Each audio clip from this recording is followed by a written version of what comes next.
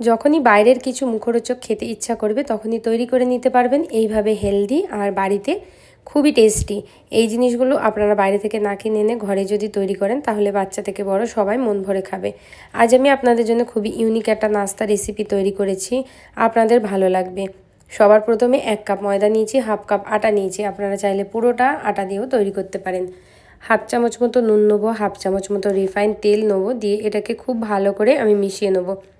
সুন্দর করে মেশানো হয়ে গেলে তারপরে দিয়ে দেবো হচ্ছে জল। নর্মাল জল দিয়ে যেমন ডো মাখা হয় ঠিক তেমনই একটু নরম করে ডোটাকে কিন্তু মেখে আমি রেডি করব। তো চলুন ডোটা মেখে নিই। ডো মাখা একদম রেডি হয়ে গেছে, এটা সাইডে রেস্টে রেখে দেবো। চলে যাব নেক্সট প্রসেসে। এটা তৈরি করার জন্য আজকে আমি ডিম ব্যবহার করছি। আপনারা ডিমের পরিবর্তে সিদ্ধ আলু কিন্তু সেম প্রসেসে করে নিতে পারবেন। ডিমের মধ্যে দিয়ে দেবো সামান্য পরিমাণ নুন আর গোলমরিচ দিয়ে ডিমটাকে খুব ভালোভাবে ফেটিয়ে নেবো। আপনারা ডিম না দিতে চাইলে সিদ্ধ আলুর মধ্যে কিন্তু নুন আর গোলমরিচের গুঁড়ো দিয়ে কিন্তু খুব ভালো করে আপনারা মাখিয়ে নেবেন। হাতের কাছে যদি থাকে তাহলে আপনারা দিয়ে দেবেন হচ্ছে 1 প্যাকেট ম্যাগি মশলা, দিয়ে আলুটা মেখে নিয়ে আলুটা দিয়েও সেম প্রসেস করে আপনারা তৈরি করে নিতে পারেন।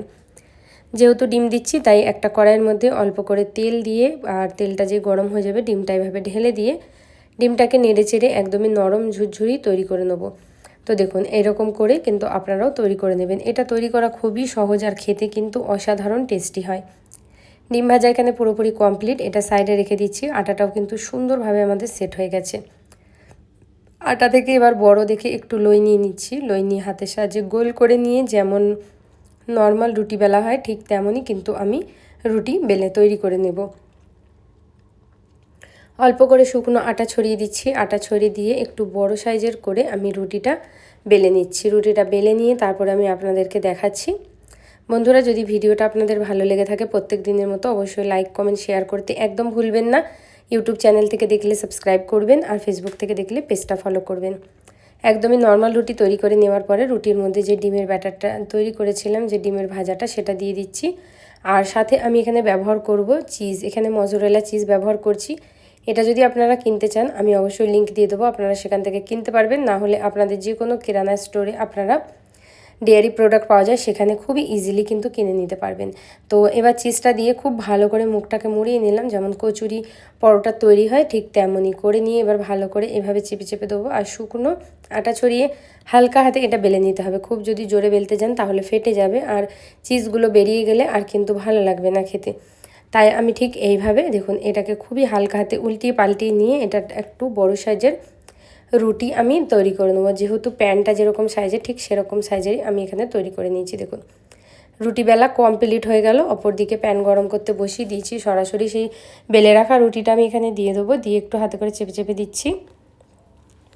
একদিক থেকে হয়ে গেলে হালকা করে উল্টে দিতে হবে। আর রুটিটা দেখবেন কি সুন্দর কিন্তু ফুলে একদম মানে বড় সাইজের হয়ে যাবে। কোনোটা নাও ফুলতে পারে, কোনোটা ফুলবে। অল্প করে এখানে তেল ছড়িয়ে দিচ্ছি সাইড দিয়ে। আপনারা চাইলে এটা শুকনো কিন্তু সেঁকে নিতে পারেন। এটাকে তেল দিয়ে আমি উল্টিয়ে দেবো। এরপরে কিন্তু রুটিটা খুব সুন্দরভাবে ফুলেছিল, দেখুন ফুলে গেছে। এবার আমি উল্টে পাল্টে ঠিক এইভাবে আবার আমি ভেজে নিচ্ছি।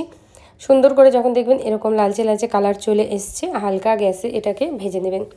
2 থেকে 3 মিনিট টাইম লাগবে ভাজতে। দেখবেন কি সুন্দরভাবে এরকম লালচে লালচে কালার চলে এসছে। সরাসরি এটাকে তুলে নেবো আলাদা একটা প্লেটের মধ্যে। এর সাথে কোনো রকম সস বা চাটনির দরকার হয় না, এটা শুধু এরকমই গরম গরম খাওয়া যায়। এখানে আমি পিজা কাটার দিয়ে কেটে নিচ্ছি। আপনাদের কাছে না থাকলে আপনারা নর্মাল এরকম ছুরি দিয়েও দেখুন কেটে নিতে পারবেন। খুবই সহজভাবে এটা তৈরি করবেন। কেমন লাগলো রেসিপিটা অবশ্যই আপনারা কমেন্ট বক্সে জানাতে ভুলবেন না। ভালো লাগলে লাইক কমেন্ট শেয়ার করে নেবেন, আর পেজটা আমার ফলো করে নেবেন। আপনাদের এত সাপোর্ট করার জন্য আপনাদের অসংখ্য ধন্যবাদ। ভালো থাকবেন আর সবাই সুস্থ